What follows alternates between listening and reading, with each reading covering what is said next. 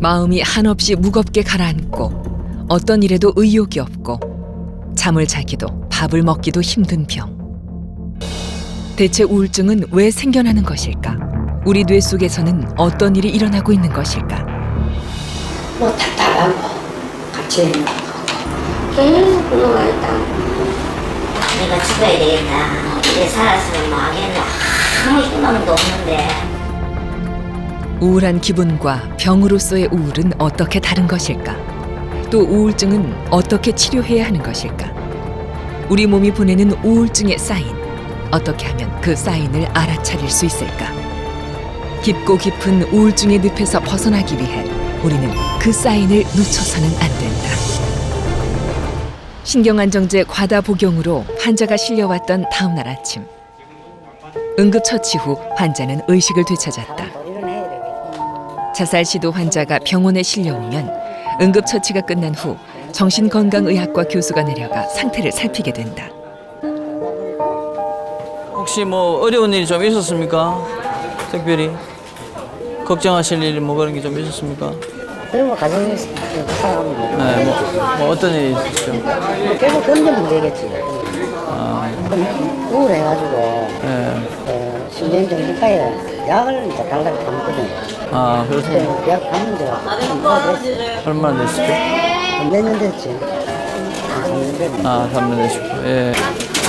이런 적은 처음입니까? 예, 이런 거 처음. 하지만 이런 경우 정신건강의학과 치료로 이어지기란 쉽지 않다. 하고 있는데 우울증이 심해졌다든지 이렇게 해서 자살 기도를 해서 오시는 분들이 있는데 좀 충동적으로 하신 분들은 내과적인 처치가 끝나면 정신과 치료를 거부하는 경우가 대부분입니다. 대부분이고 이 환자 역시 정신건강의학과 입원 치료를 권하는 의료진의 권유를 거부하고 퇴원했다. 하지만 자살 시도 환자는 입원 치료를 받는 것이 우선 원칙이다. 입원 병동은 환자를 가두는 곳이 아니라 증세가 심각한 환자들을 집중 치료하는 곳이다. 얼마 전 입원해 치료를 받고 있는 김자옥 씨. 오늘은 남편이 면회를 왔다. 내가 이 얘기 들어봤는데 아직까지 아니다 캐. 그런 소리 하지 말라고요. 내가 괜찮으면 내가 괜찮으면 내 문제가 해요. 몇 년째 계속되는 입원과 퇴원. 증세가 심해지면서 환자에게는 의부증까지 찾아왔다. 그 부인하고 잘 사세요, 부인하고. 어? 그 부인 들어갔잖아.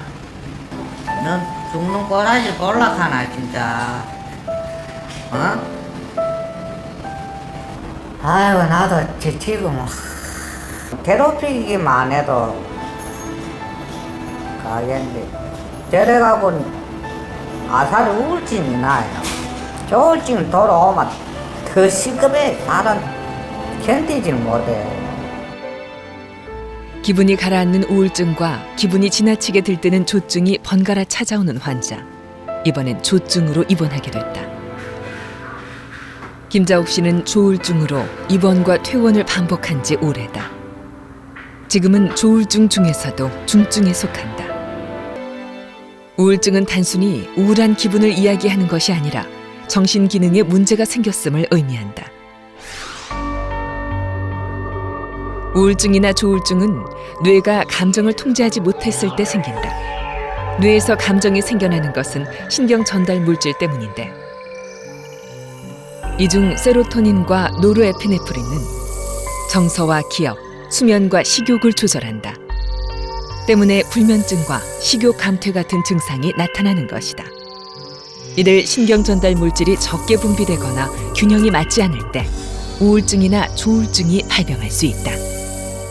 우울증의 대표적인 질환이 주요 우울증이라고 하는데 그 경우에 진단 기준을 정해 놓았습니다. 그래서 최소한 2주 동안 또 하루 동안의 대부분 시간에 기분이 우울하거나 또 처지거나 아니면 의욕이 많이 떨어지고 즐거움을 잃어버리고 또 잠을 못 잔다든지 또 밥맛이 없고 그다음에 집중력이 잘 안 되고 또 안절부절 하지 못하게 되는 그런 불안 증상도 동반되고 이런 증상들이 몇 가지는 있어야만 주요 우울증이다 이렇게 정의를 해놓고 있습니다.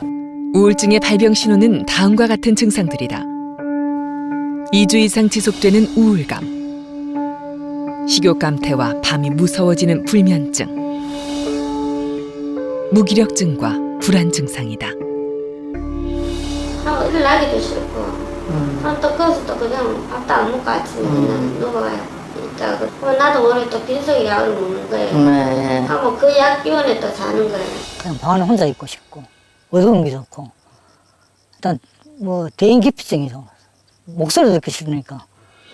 몸이 너무 못 먹고 못 자니까 체력 자체가 완전 바닥나 있는 거예요. 그게 정신이 돌아올 수가 없어요. 우울증은 간단한 검사 문항으로 자가 진단을 해볼 수도 있는데 지난 2주간 그 빈도수가 점수의 기본이 된다. 지속되는 우울한 기분, 흥미 반감, 불면증, 식욕 감퇴, 무기력증 등을 종합해 점수를 매긴다. 점수에 따라 우울증 정도를 의심해 볼 수 있는데